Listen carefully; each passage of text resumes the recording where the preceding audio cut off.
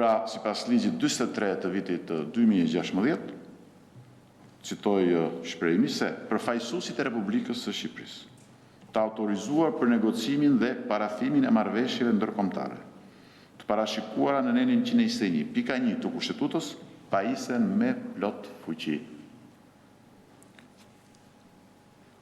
Konkluzioni, kjo marrëveshje de facto është negociuar, sikurse thuhet, në keqbesim kundrejt palës tjetër dhe në shkelje të ligjit dhe të Kushtetutës.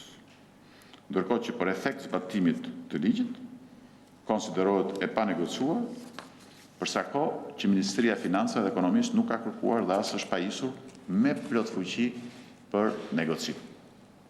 Jetëm kaq, por qeveria ka vënë në rrezik seriozitetin e shtetit kur uat që merr, që i mban peng për plot 3 vite, më pas u ndryshton destinacionet për qëllime që tashmë dihen dhe në mungesë të plot të transparencës me qytetarët dhe me komunitetet.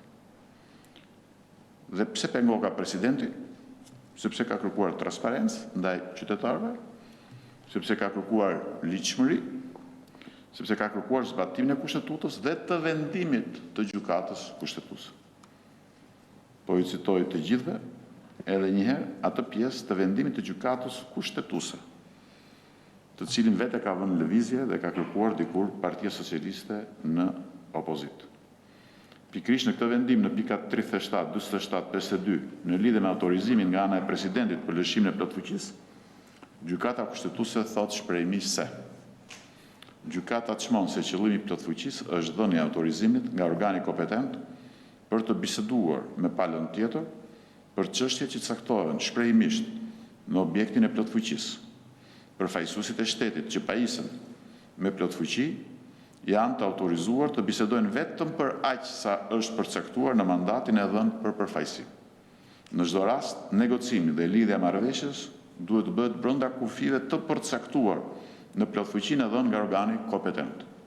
Në këtë mënyrë, për çdo ndryshim, shtesë apo zvogëlim të objektit negocimeve, përfaqësuesit e shtetit shqiptar janë të detyruar të kërkojnë marrjen e një plotfuqie të re ose ndryshimin, shtesën apo zvogëlimin e objektit të plotfuqisë së dhënë, duke respektuar parimin e shtetit të së drejtës.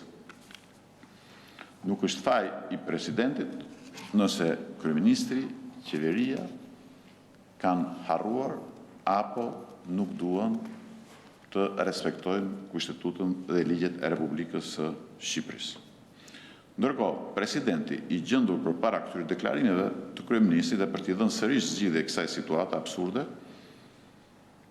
me shkresën 34-23 të datës 4/1/2021, për të mos lejuar më shfaqje qesharake mashtruese ndaj popullit, u detyrua të bëj publike shkelje flagrante që bën qeveria. Dhe nuk do të lodhem së përsërituri që nuk mund të bëhet në asnjë rast palë e asnjë shkelje të Kushtetutës dhe të ligjit, aq më tepër kur dëmtohet interesat publike, interesat kombëtare dhe interesat e qytetarëve. Ministria e Financave nuk ka kërkuar kurrë autorizim për negocimin e kësaj marrëveshje. Këtë e pranojnë vetë me shkresat e tyre zyrtare. Kryeministri kërkon që të autorizojnë nënshkrimin e një marrëveshje që nuk është negociuar, ose që është negociuar në paligjshmëri dhe në shkelje të qartë të procedurave ligjore. Sikurse është administruar këtu në presidencë, jam i sigurt që është administruar edhe në kryeministri.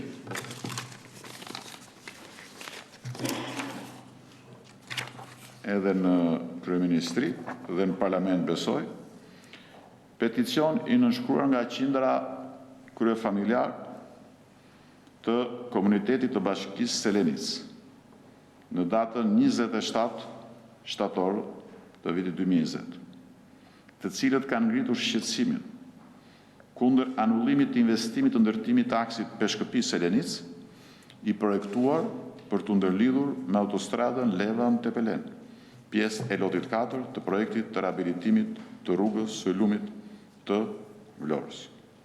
Unë mendoj se banorët e Selenicës dhe të gjithë kësaj zone e meritojnë një përgjigje.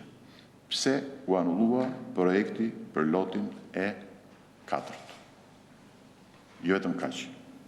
Por unë besoj se banorët e të gjithë qarkut të Vlorës besoj se morën përgjigjen që presidenti në respekt të kushtetutës, në respekt të ligjit, në respekt të mbrojtjes interesit të publik, në mënyrë të përsëritur, jo vetëm ka kërkuar bashkëpunimin e Ministrisë Financës që të respektoj ligjin dhe për këtë projekt, të respektoj kushtetutën, por ka vënë në dieni të paktën 4 herë ish ministrin e jashtëm të asaj kohe zotin Edi Rama me shkresa zyrtare. Dhe nuk ka marrë prej tij asnjëherë asnjë përgjigje apo asnjë shkresë zyrtare që të paraqiste këtë shqetësim që e ka paraqitur dje në Vlorë. Besoj se qytetarët e Vlorës e kanë të qartë se kush gënjen, se kush mashtron dhe jam i sigurt që Vlora do t'ja bëjë gjithmonë në fora, ndërkohë që presidenti gjithmonë do t'jetë në respektim të kushtetutës, në respektim të ligjit. Ne do të shohim, sepse këtu ka dhe probleme dhe vepra të tjera penale, sepse kemi të bëjmë me interesa publike, po do të gjykojmë me shumë qetësi. Të është e qartë që këtu është përdoruar dhe mirëbesimi i palës tjetër, pasi ata janë mashtruar, sikur ka patur një autorizim për negociata, kur një gjë e tillë nuk i është dhënë përfaqësuesve të qeverisë apo të kryeministit, ashtu sikurse janë mashtruar qytetarët e Selenicës dhe të gjithë zonës deri në Levan, kur u është thënë që ka qenë kërkesë e Fondit Saudit për të ndërprerë financimin dhe për të zhvendosur financimin e lotit 4 që kishte të bënte me ndërtimin e kësaj rruge dhe me lidhjen me integrimin e Bashkisë Selenicës dhe gjithë asaj zone në këtë projekt të zhvillimi. Kështu që unë jam këtu në mënyrë të vazhdueshme për të dhënë fakte dhe për të treguar përgjegjësi dhe transparencë maksimale si gjithmonë. Kemi në një pyetje, në një merak.